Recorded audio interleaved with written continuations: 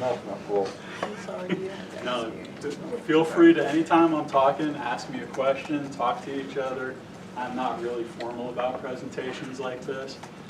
Part of my job is to get all of you talking. So that's what I want to accomplish today. Talking about what's going on with vaping and EVALI, which is the lung injury that's occurring with people who are vaping, and what's going on in response to this. I'll start with a brief introduction of myself. What I do here at 4 Days is I'm the Dawn coordinator. That means I have two parts to my job. One is I do prevention, and the other is I'm actually a licensed addictions counselor. So I work with students, faculty, staff who may be having issues with that. Other duties as assigned, I am the current chair of the Tobacco-Free Policy Committee, and I've been on that committee since we started that policy. I'm the co-chair of the Food and Hunger Initiatives. I'm a photo buff, and some people tell me I'm a good guy. So I started my day really interesting. I went out and I worked out at 5 o'clock in the morning, got home, and I checked Facebook. And this was the first thing that was there. It's kind of funny that Teresa's here because your name was one of the first posts I had. There's no post from that. But I thought it was really interesting. I was giving this time talk, and hey, come talk to Brad Fistotnik or whoever lawyer that is, right? Because it's a personal injury lawyer talking about vaping already. So this didn't even become an issue until the EVALI stuff, until about September of this year. There were earlier cases that kind of went undiagnosed, but it really became a public concern in about September.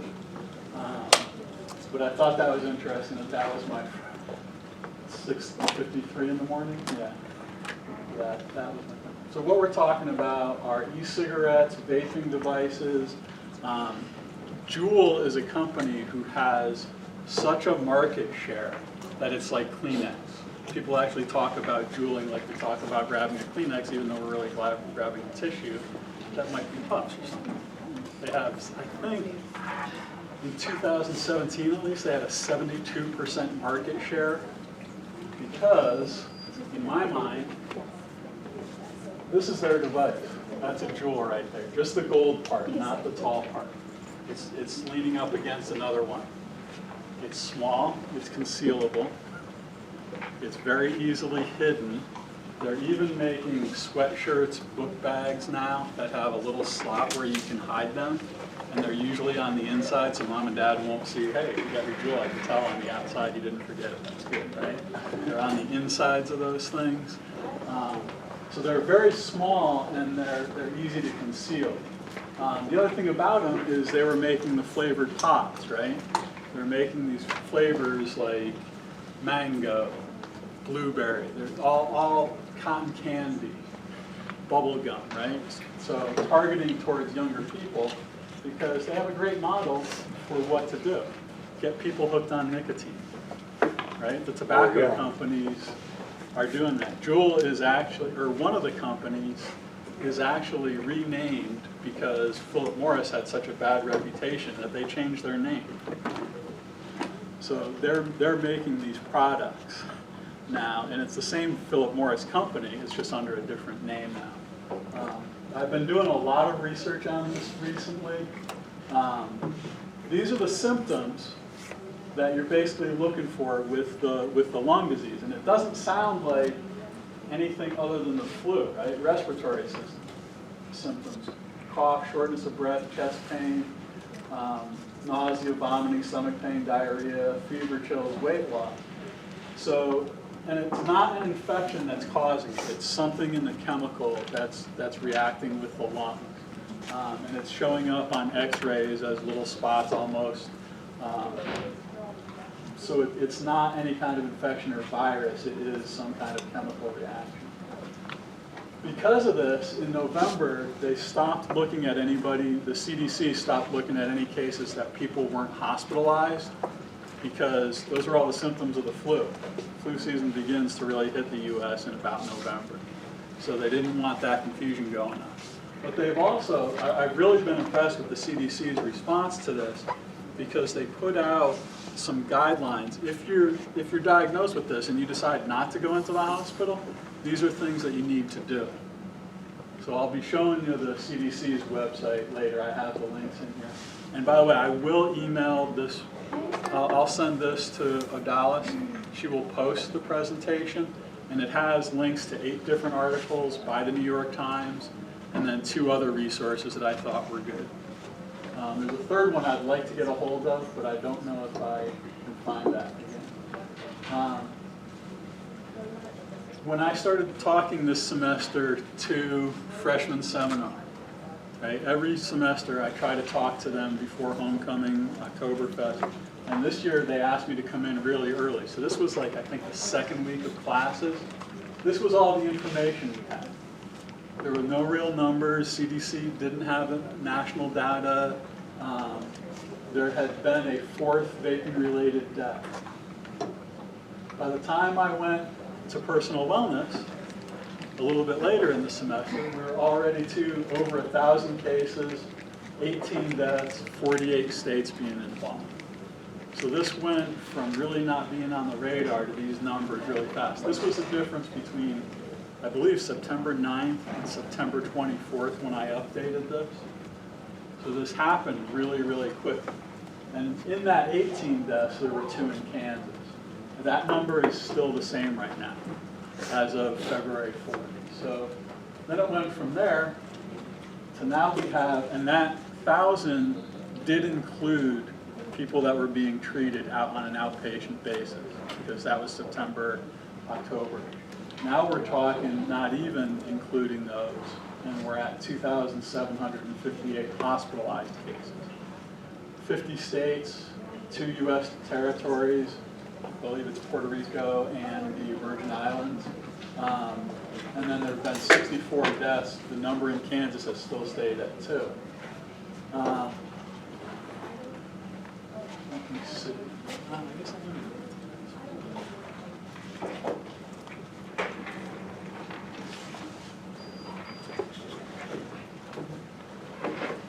to. So the CDC webpage has an entire portion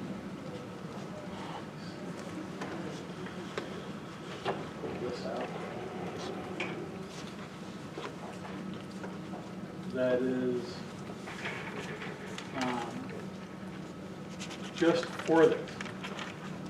Where I usually go to get my updates, and they were doing this every Thursday. I believe they've just probably been overwhelmed with what's going on with the flu in this country and the coronavirus, so it has been a little less regular. Actually, the last one went January 21st and then February 4th, so I had to update my PowerPoint because they finally got the updates in there. So this gives you a lot of the background information. This gives you some of the demographics about who's being affected. They talk about that a lot of this, that there seems to be a leaning that it's mostly THC, but there are some cases where people are solely reporting nicotine as their product of choice.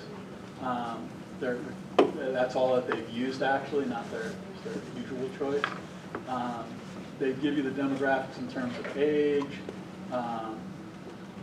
what types of products they're using, are they buying from commercial sources? There's a lot of black market for this type of thing where people can get the flavoring, put it into a pod, and sell it a lot cheaper than what Juul is offering, but you can use that in a Juul. So that's where the research is sending them. It seems to be a large portion. 78% of products were from what they call an informal source. So there's a whole new even language that's going along with this as it's coming out. But then January, that seems to kind of contradict itself there. Okay, so just that's with the THC products. The 78% are getting them from informal. With the nicotine, it's still 69% reporting they're getting them from the commercial sources. So that makes a lot more sense to me too, because one of the things I've heard, and I saw an article about this, but I don't know where I got it, so I probably shouldn't technically comment on it, But an 18-year-old in Kansas went in for his high school physical for sports in August. He was told by his doctor he has the lungs of a 70-year-old. He is now suing Juul specifically because that was the only product he's ever used. So, and this makes me, I always question the tobacco industry, I always question the alcohol industry. That's just what I do for a living and what I've seen.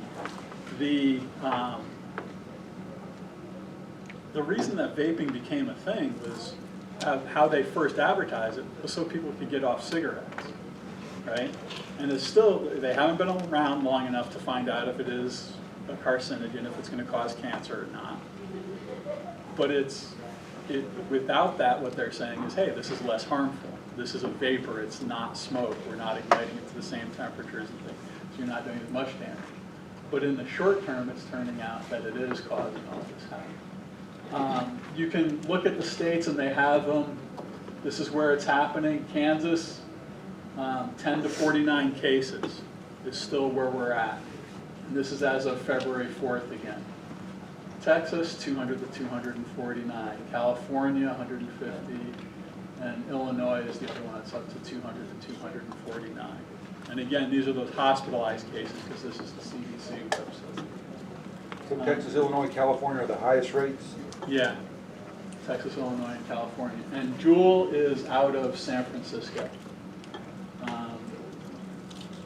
Texas has high tobacco rates in everything I think I've ever seen.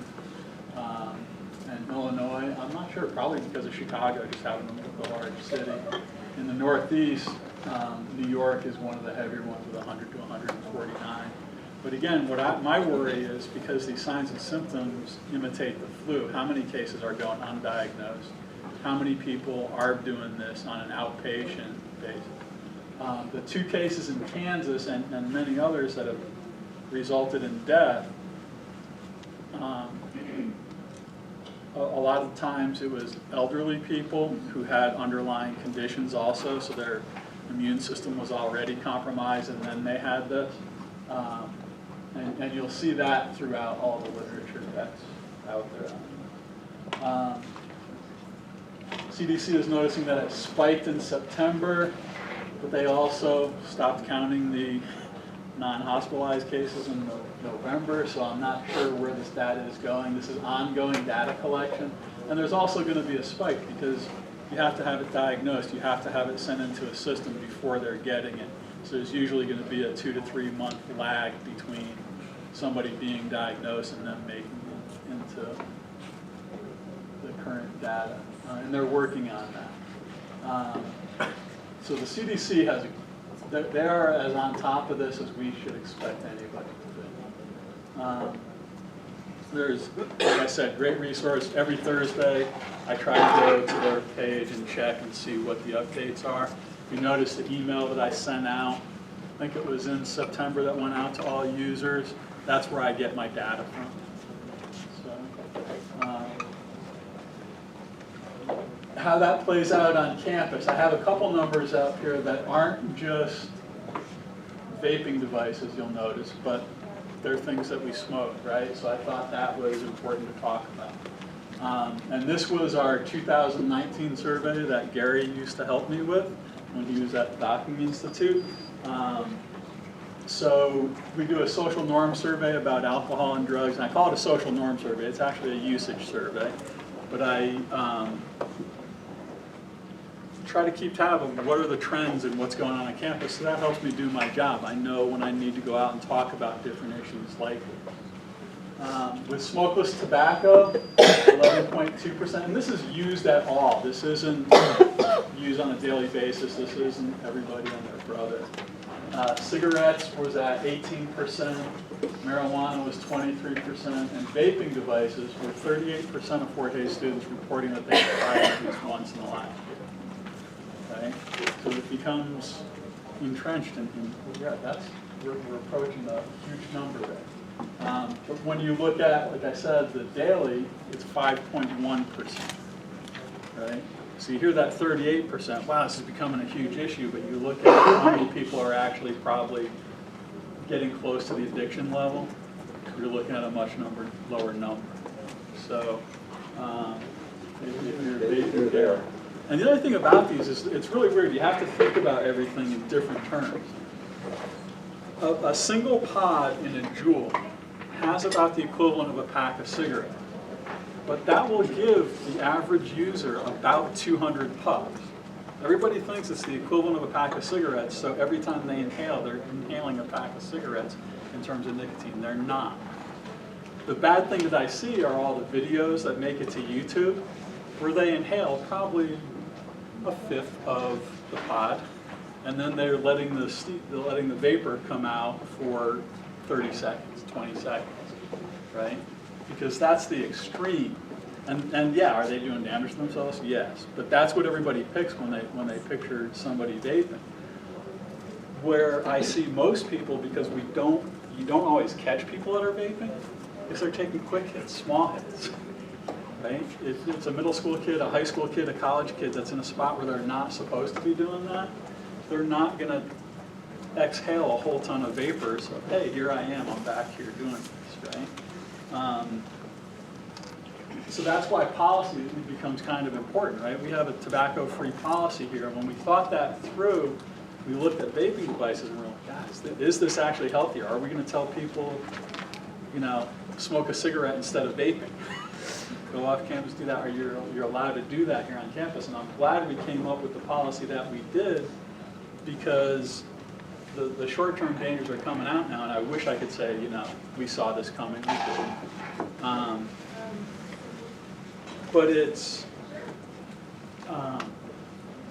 gets too complicated when you say you can do this, you can't do that, right?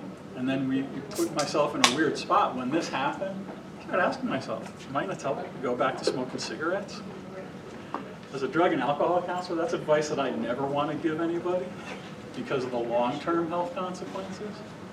But if I can put somebody in this position where maybe the long-term consequences might be out there, I don't want them taking on something that has such drastic short-term consequences either. So it puts me in kind of a weird spot when I'm working. And then I look at the past month, and you'll notice that these numbers do go down quite a bit. But the daily, I thought this was kind of weird in our survey, went up to 6.5%. So it asked in the past year, did you use daily? And it was only 5.1%. Was the past year. This is for the past month. Yeah. A little bit fewer. The past year. So it was quite a bit fewer. It went down about 12%. But the daily users in the past month went up about 1.5%. So it gets kind of confusing when you look at that stuff. Marijuana, again, and these are used in the past month. These aren't necessarily regular users of that drug. We don't have 1 in 10 people getting high every day on campus.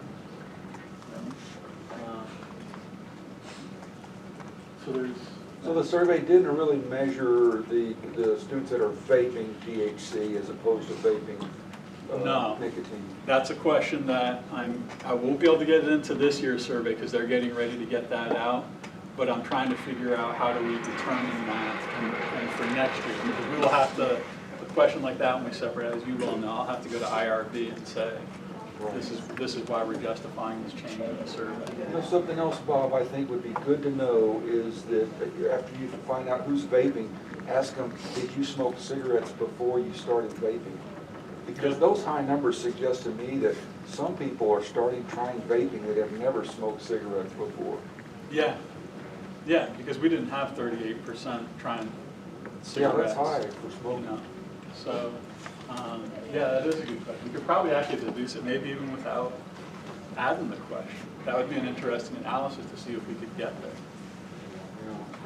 Because this is, okay, and I'll step back and tell you where this survey comes from. I pay the Docking Institute. The Docking Institute asks the registrar's office for a sample of classes that they can go into and survey, which would mimic the demographics of Fort Hays as a whole. Docking Institute goes out and we try to target about 500 students to survey it. So they're going into the classroom, here's the survey, this is how you fill it out, they collect it, and then they crunch the numbers and we get together and go over the report together. It's about as scientific a study as you can get. We've been doing it since 1998. So the reason we ask for 500 is because every time I've talked to anybody about alcohol and drug surveys, well, everybody's lying because it's illegal behavior. The statistics books tell us we'd need, what, about 345 to 400 surveys to have a valid and reliable data set. But then that allows me to say, okay, that's what it would take for me to have reliable data. Now we can get into really how accurate this survey is. So I've always oversampled with that. I have, at the end of this, links to 8 New York Times articles. It's something that is making the news at least once every 2 to 3 weeks. It is something that is an ongoing issue and will be for a while. One of the things that came out recently was we moved to 21 years old and we got rid of the flavored pods, but at the very last minute, on one of the very last lines of that policy, that does not include disposable. So there's a loophole, and kids are already using it. Puff Sticks is one of, I think it's called Puff Sticks. Puff Bars is one of the brands. And instead of about 200 puffs, the disposable will allow you to have about 300 puffs of nicotine at about, I think it's 0.5% or whatever. I'm not 100% on the side. But now school systems are starting to say, yeah, Julie, that's old news already. You know, and as parents and educators and administrators, we're here thinking that we kind of know what's going on because we know Juuling. Yeah, puff bars are the new thing that's already on the horizon. So you might want to dump any Juul stock that you have, right? Because now that's going to be illegal and that's going to be harder for them to get, and they can only produce menthol and tobacco flavored pods, which they actually tried to get out ahead of the curve, and they enacted that in October or September of this year. They kind of self-policed and they said, no, you're right, we're marketing towards kids with all these flavors. So they went to just tobacco and menthol, which is a whole other issue with tobacco products and race and SES background, which I could get into. We learned about that on tobacco policy. So New York Times also has an interactive map with the vaping illness tracker. That's kind of the same as the CDC's. Health vaping, this one was December 20 of last year. Just asking in general if it's healthy. And then you go back to September 9th. Actually, that one was about college students. This one on September was about the health, is it even healthy? Because they had started marketing as this is a way to quit. What we said when we decided on the Fort Hays policy was there were no studies saying that this was effective as a way to quit smoking. So the research was not there, and it still is not, even though some European countries are starting to say there might be some efficacy to that now. And then CNET has a really good article on just how to quit, and this is kind of goes back, it draws on a lot of the things that the American Lung Association, American Heart Association talk about. And then Yale Medicine, this is a link that I like partly just because I'm from right around the corner there. I stole their picture, actually, which is a Getty Images photo. But once you get past the article, they have lots of drop-down boxes in terms of the symptoms, the causes, risk factors, how is it diagnosed, what's the treatment for EVALI, which I'm actually not even sure of. So, steroids, antibiotics, and antivirals, although I'm not sure why they're doing those.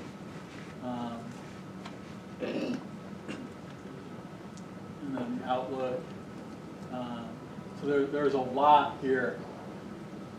Yale typically does a really good job with their interventions and their staying on point with things.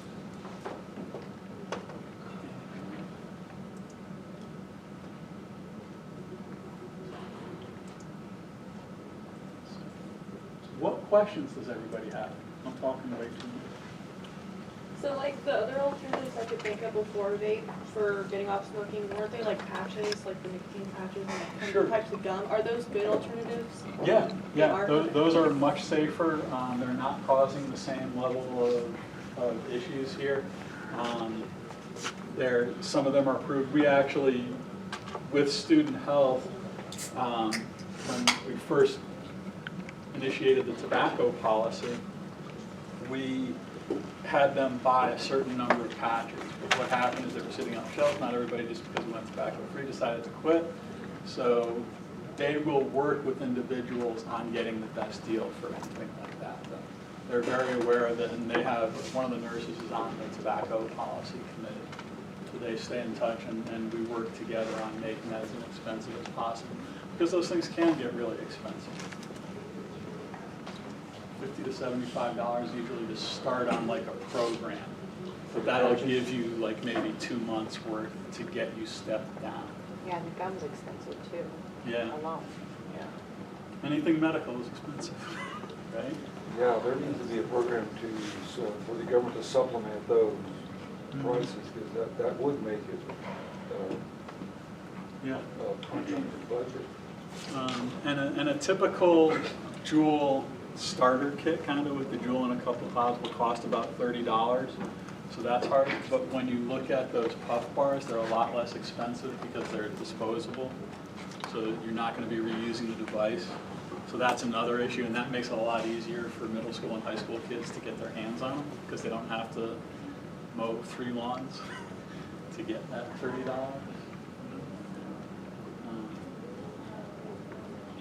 So one of the arguments that I've heard about, like, I think it's people justifying their vaping is that all of these cases, or most of these cases, are people who like bought them from black market, or they're made in China. They're not like legit vape sticks, or what have you. Yep. Like, is there any truth to that? That's more true with the THC than it is with the nicotine. More of the THC, and personally, I think that's because not every state, you don't have national companies doing, well, you do, in a sense, because a lot of states have gone to legal THC, but you don't have as many large, huge corporations that are producing the THC modules. So, and it might be something to do with temperature too, because I forget which one burns higher, but THC and nicotine don't ignite at the same temperature. I think THC is lower, but science is not my super strong point. So on the diagnosis, okay, and whether it's in hospital or out of hospital, okay, and then what's the recovery, recuperation, or what? I know it showed a little bit there. What didn't see that there, but Yale did have kind of an outlook. I mean, if you get the flu, you're probably going to get better, and it's not, it's going to go away. But does that happen with the people that have that? Because basically what they're saying is because it's new, they're not sure. Oh, okay. They're not sure what the long-term issues are going to be. Are our lungs going to recover? Are we going to? Where I saw, I think it was on. They had a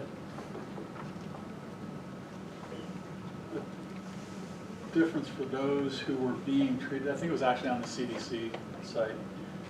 It said some things you should consider if you are being told you can deal with this outpatient, and making sure you have a social network, make sure somebody's trying to keep you quit, make sure that your oxygen is over 95% where it's supposed to be, because once it falls below that, you might be having some medical issues that need to be dealt with on a more inpatient basis. So they did have some criteria that's coming out now for that. But it's hard for them to get the data. I know you were saying that about that athlete that had lungs of an 80-year-old. Those lungs aren't coming back. Yeah. And that's why it's curious to me that part that you say it's still too new to know what. To know what the prognosis will be. With everyone who has died from it, do they all have the same cases? Or have they all died from the same issues? Like, was it lung disease? Yeah. Like I said, some of the older people had pre-existing conditions, so that made them more susceptible to this. But it has been kind of the symptoms that you've seen, the flu-like symptoms. Some of them, it has been a very quick onset, and some of them it's taken a couple weeks. And I'm not sure if they've determined, is that the difference between THC and nicotine, or is that difference in devices? Age, possibly. Is it flu season and you're getting sick anyway, so your immune system is compromised? So it was a terrible way for the terrible timing for this to come out because of the flu symptoms and everything. If this was in the spring, you'd be able to continue checking those non-hospitalized cases. Plus, you don't know if vaping while you've got the flu may be 5 times as worse as Yeah. either the other alone. I think that, Oh, go ahead. well, I was just gonna say, I think the other thing too, and I know you were talking about the nicotine patches and whatnot, you know, as far as a quitting method, but, you know, there's people that are allergic, you know, to the patches Yep. too, so I think you have that part of it too, that every person's makeup is different, and how the vaping affects them is the same as any of those others too. They could be, you know, it could be a lot quicker or something just because of their makeup too. So there are, like I said, with the Yale page where they've basically taken the CNET is from the American Lung Association, the American Heart Association, kind of have a group of about 5 or 6 things to do, like picking a quit date, finding an accountability partner. There's other things besides the medication that increase the chance of the medication working for you. And staying with the stick down, I've had people tell me that, you know, hey, I started at the highest dose, and a year later, they're still taking the highest dose of nicotine because it calms their nerves, it does work. It's nicotine that you're getting, you're just getting it in a different way with less of the health costs. It's like, what is Fort, like, because this is not going away, so what is Fort Hays' plan to, like, combat this, you know, especially like on campus among students? Like I said, the policy is there. Enforcement is tricky because the devices are so small. Offering the services that we do with student health and my office. I'm going to be going to a training in April. I know that seems like a long time away, but I'm always keeping my eye on this just to make sure that I'm doing the right thing. When we do have students approach us and say, hey, my vaping's out of control, I don't want to end up with that. I've had people come in to my office and do that, so we do offer the services. I sent that one email out. I'll probably send another one out as an update if I can. Sometimes we get in trouble for sending those all users emails, but I think this one will be approved.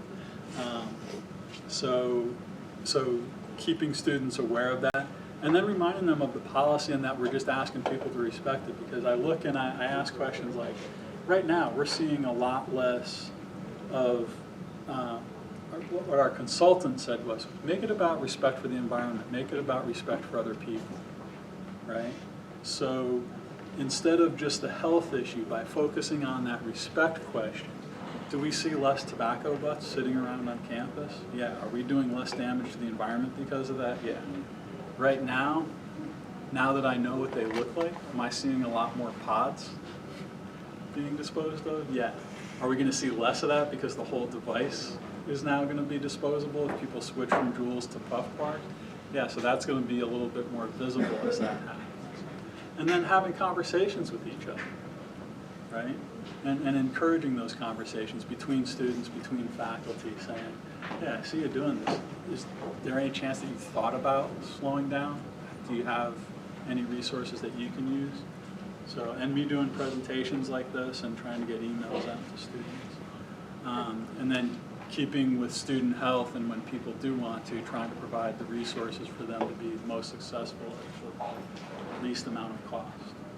You know, that was interesting that you said it's not going away, and you're right. Yeah. It's like we almost need to, even as a community, Mm-hmm. you know, the bars and anywhere around town, it's like if, you know, it needs to be unwelcome. You know, they have monitors of drinking at the bars, so Yep. almost like You need to start monitoring this almost. There's a lot of research into this, but one of the things I haven't seen, I don't know, does anybody have any idea of possible side effects of secondhand vape is? Right? Because the one thing that they'll say when they're vaping is, you know, why are you complaining about this? It doesn't smell like tobacco. You don't have that complaint. Oh, I'm sorry, your clothes smell like bubble gum. What about for all the students who do it and like they hotbox their bedroom, like in the dorms? Like a lot of people do that, you know, living on residential. No one can see them in their bedrooms, but people are doing it all the time. And that's an issue that residential life is starting to have meetings about because of the age limit of 21.2 for purchase.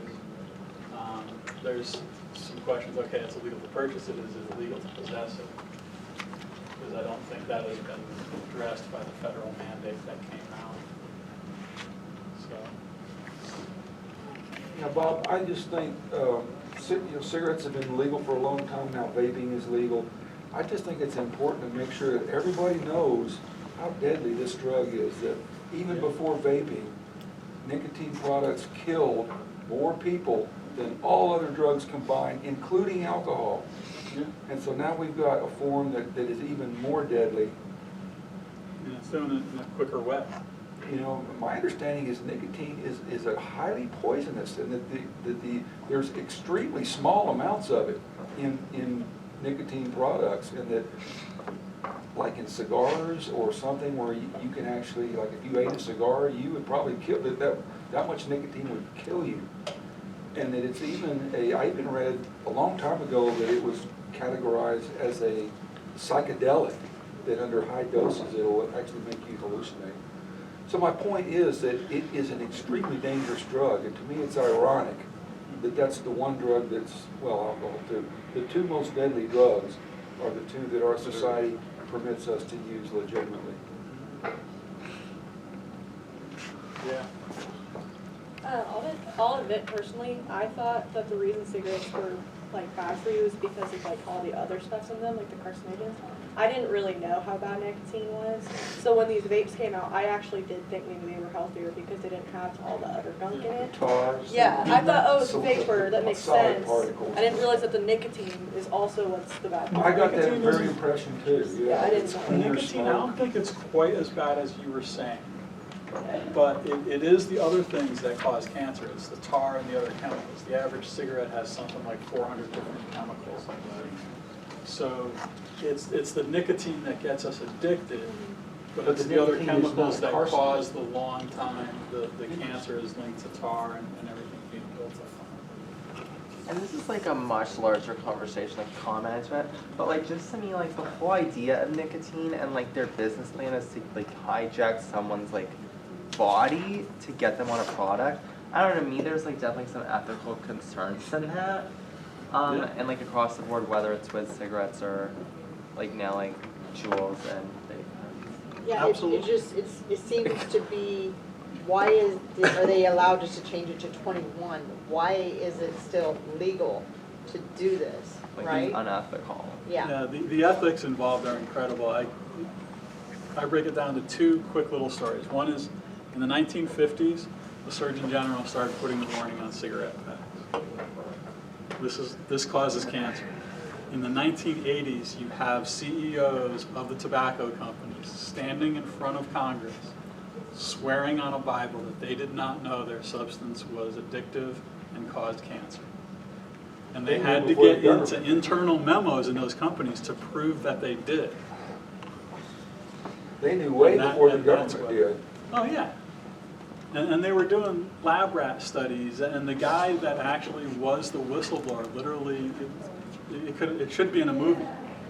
He had to climb out a window on the second floor to get out and get a van so he could take the equipment from the lab home because the company had, he says, had made death threats. I forget his name, but I've been to his presentation. I'll look it up. I'm going to that conference later this year, so I'll contact somebody. The other story in terms of ethics was another speaker that I went to. And you can even close your eyes and envision this happening in Hayes. Actually, I'll ask you to do that. This is what I do with freshman summer, Yeah, freshman seminars and personal wellness classes, right? Close your eyes and picture serves on 27th and Hall, right? Now close your eyes and picture Southside Convenience. What's the difference?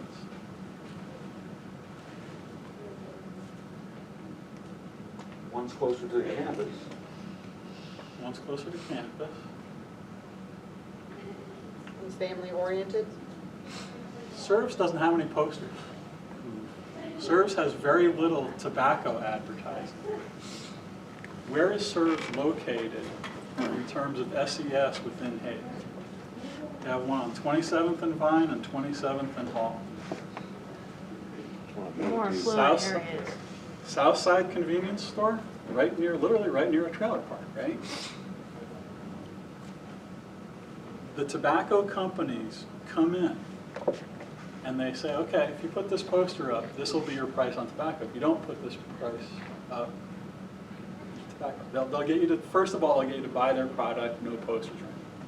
Then they'll come in and they'll say, hey, we'll keep the price the same as we did last year if you do this. And they'll measure it. This poster needs to be within 2.5 feet of your cash register because we want people to make the impulse purchase.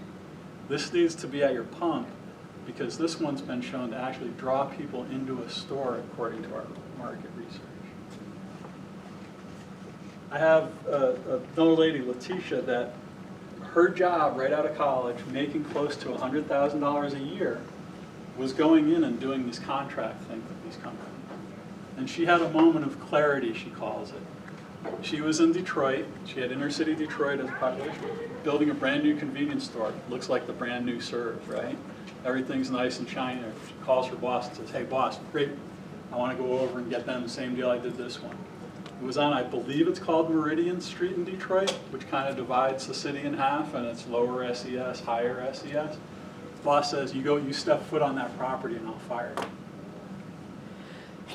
We're not going to try and strong arm the convenience store that's on the right side of the street.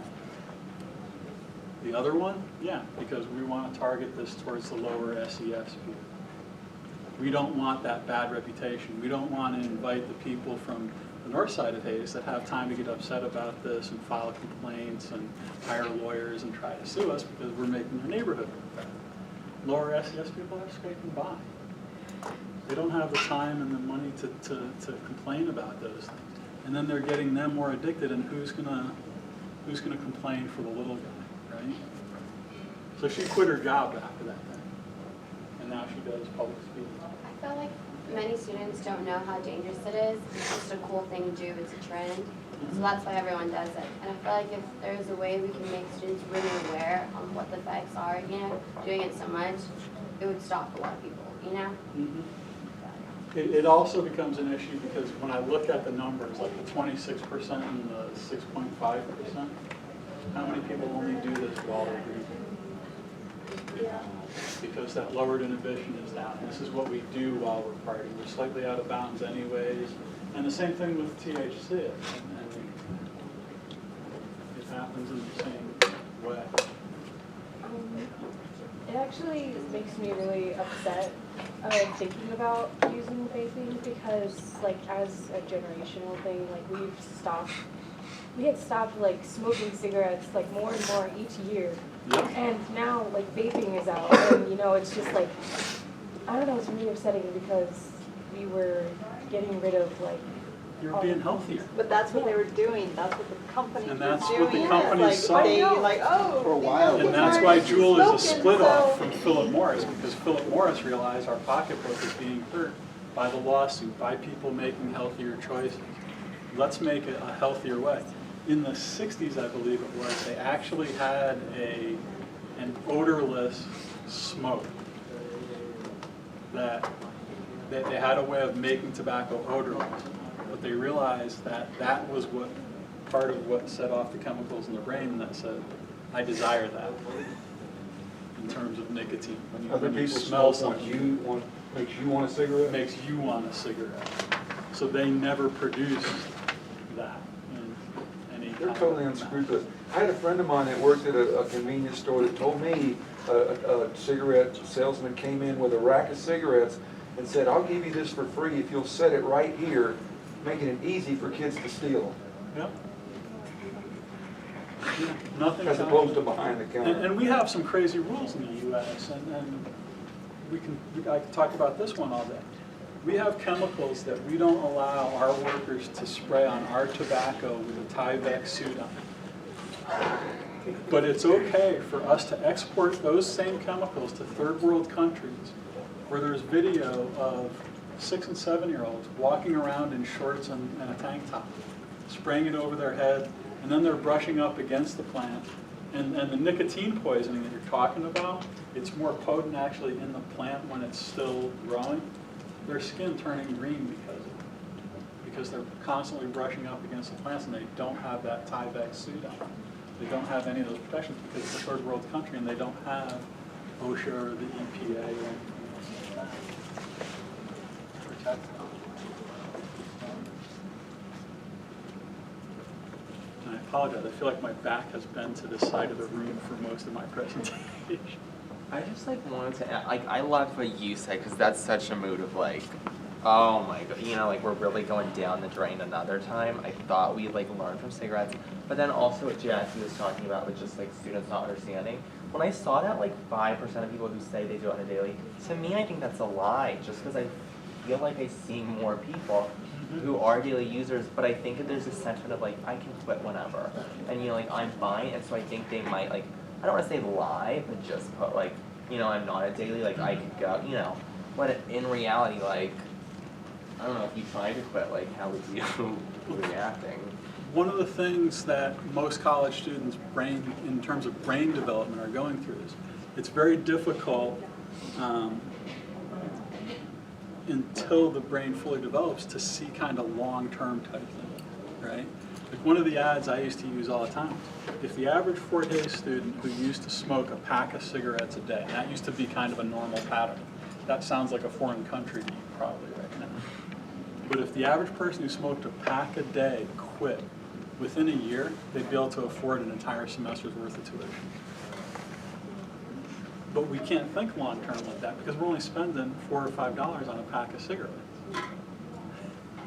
So when we make that purchase, we're not thinking, if I put this, and now you look and there's apps out there doing that for us, right? Robinhood.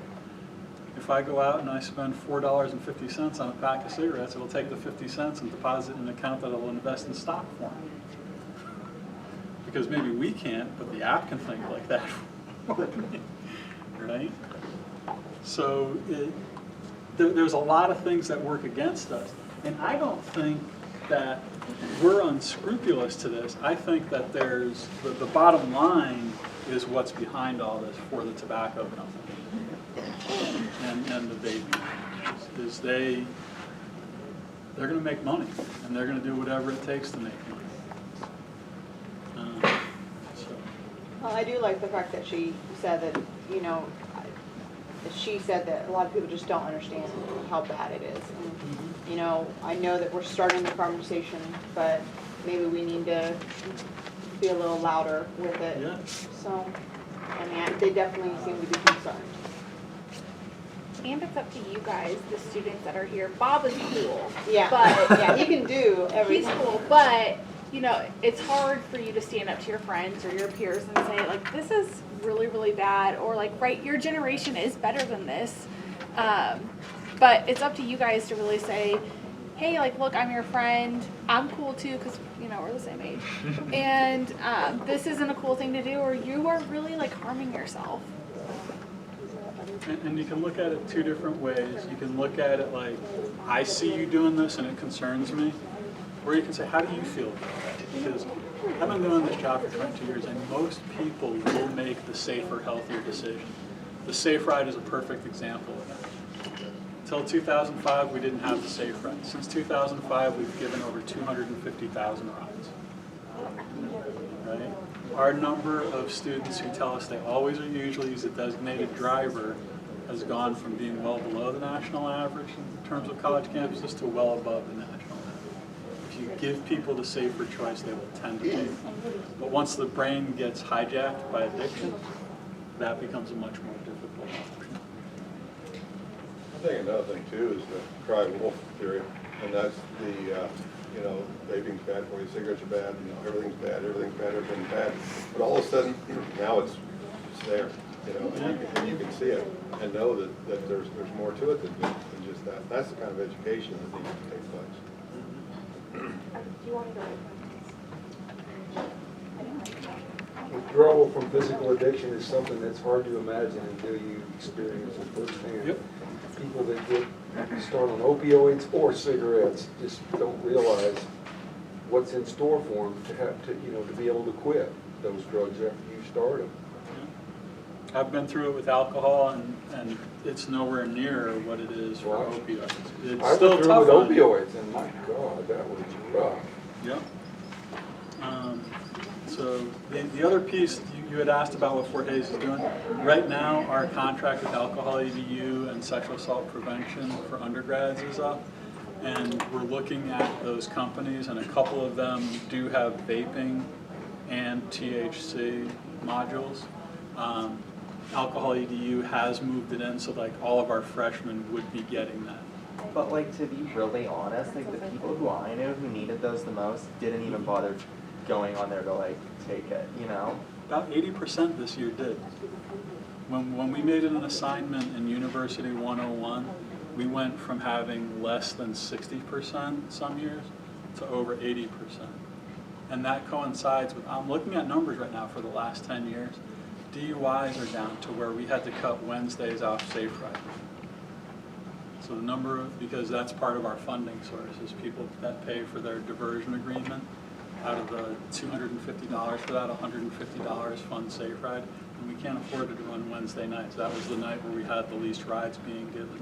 And we also have Uber and Lyft and everything else, so it's, we're putting ourselves out of business, which we joked about as being part of our issue, what a part of our goal, but now we're actually doing that. So we're looking at trying to find other funding sources to return to offering it on Wednesday night. So we didn't think it would actually happen. That's part of it was just a pessimist. Are we really going to move the needle this much on people drinking and driving? So, it's a cumulative effect. It's not, one of the things I try to tell students is we tend to look at our immediate peer group and generalize that to everybody. And that's not always the case. When we look at an aggregate, we tend to see some different results. And that was, I used to assume as an alcoholic that everybody I knew was drinking just as much as me. And they weren't even in the ballpark. And I didn't realize that until I stopped and I could look at it. And it wasn't that I didn't have the alcohol in my system, it was that I could step back and look at it and see what their actual behaviors were. I feel like if you make that like required assignment like it was for the alcohol and all that stuff, for like freshmen, I mean, kids probably are going to pay attention the whole entire time. Like if I'm being honest, I didn't pay attention the whole entire time. Sure. But I feel like they'll pick up at least something, and I feel like that's a good building block to help them in that stigma and doing that.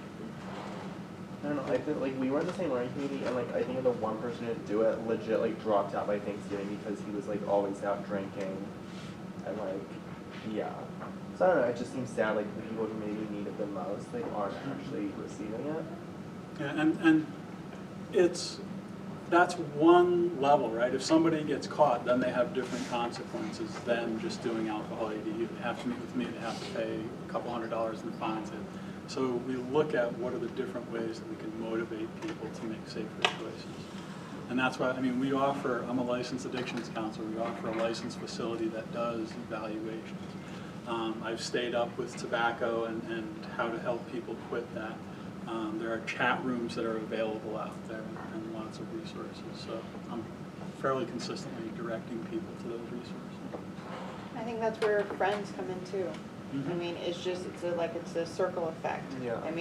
Yeah. I understand like in freshman seminar, I probably wouldn't have been paying attention to anything like this either.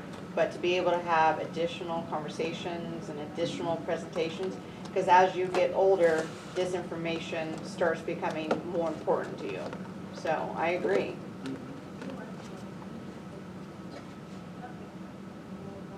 And it's, are things perfect? No. Are things ever gonna be perfect? Not if somebody's able to make a dime doing something that's healthy. Okay? And then we also have that part of us, like, do I wanna go bungee jumping? Yeah. Do I think that's really smart to stick some rubber bands around my legs and jump off of a tower? No. But there's part of me that thrill seeking, there's part of me that person that wants to experience something that's slightly out of bounds, that's different, that might get some adrenaline going. Yeah, you do that. And the other thing is we've got 5,000 18 to 24-year-olds living within a mile of each other. So people are going to experiment and try things they might not normally. How are we on time? 126. 126. Thank you, Bob. Thank you, Bob. You're welcome.